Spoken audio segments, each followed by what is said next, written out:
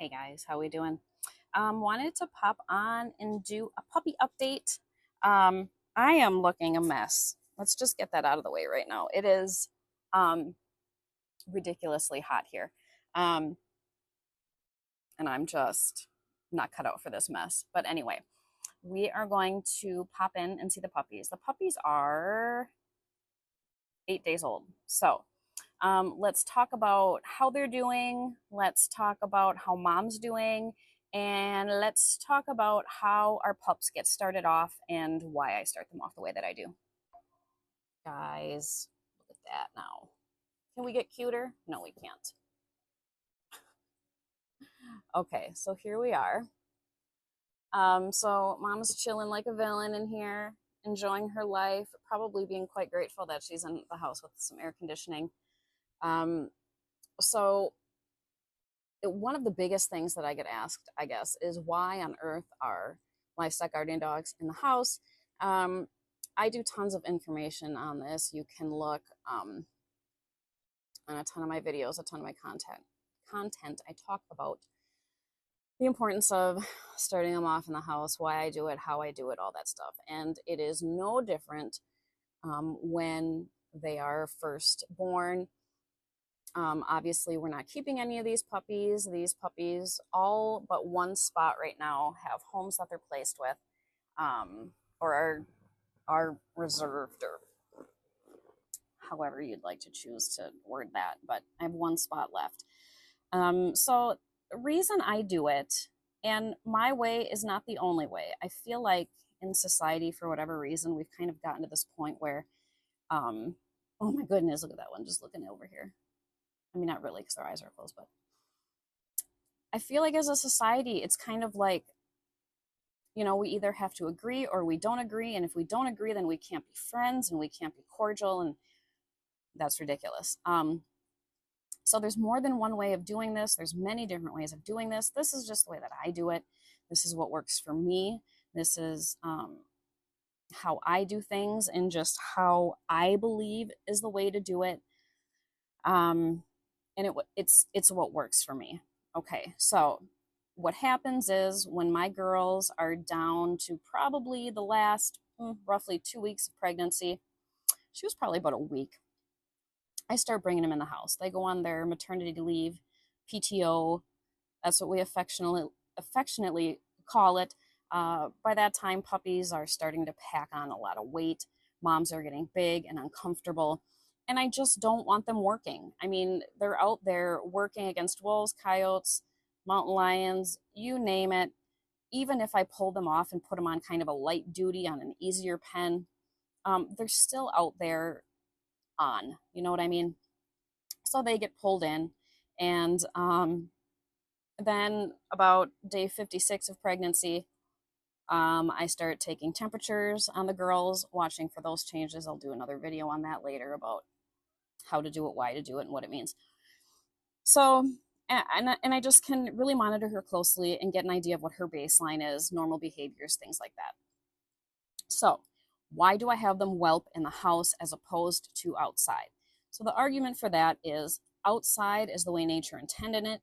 It is the way that if they were over in the motherland of Turkey, what they would do, they would dig deep under the ground. They would dig a den, just like any primal canine. That's how they do it.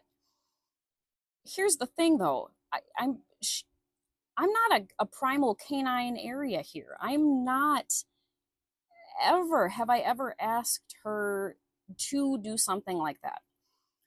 They're not raised in much other ways to be primal like that, to be that primal.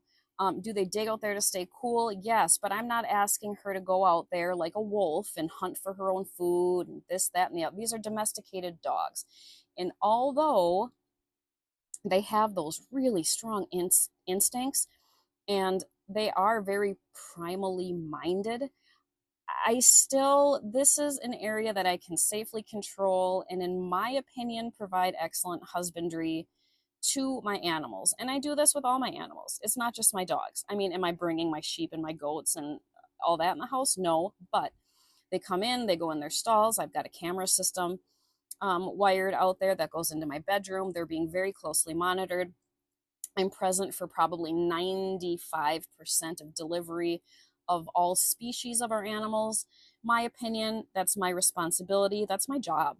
And I take it very, very seriously. These are our lives that are important, and I just feel very strongly about it. So that's my opinion on it.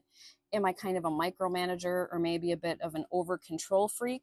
Yeah, probably. I'm a nurse by trade. So to me, it's all very important to keep an eye on things and to make sure things are going to the best of their capabilities. So, that's the long and the short of it. They get whelped in here. They stay in the house. I start doing their early neurological stimulation on them. There are a battery of exercises that you can look. I've done content on that before. I just think it makes really great, well-rounded dogs in the long run. You can check that out. And in no other way are my dogs raised being quote unquote hands off. I want a dog that can go out in the field and guard and work and keep predators away, whether it's four-legged or two-legged. But I also want a dog that when I ask you to come to me, you're going to come to me. When I say we need to load up in the car and we need to go to a vet, I need you to do that for me. I need to be able to get you on a leash and bring you in the vet's office and know that your 150 pounds of a body is going to do what I tell you to do and not lose your dang mind in public and try to attack the vet or try to attack another dog. All my dogs have an excellent on-off switch. So as soon as you get taken out of a pasture, especially if you get taken off site away from the farm, you're a whole nother dog. Now, am I going to take them to a dog park and let them run around off leash? No, because I'm not that crazy. But they need to know that there's a time and a place for being appropriate and getting your mind together.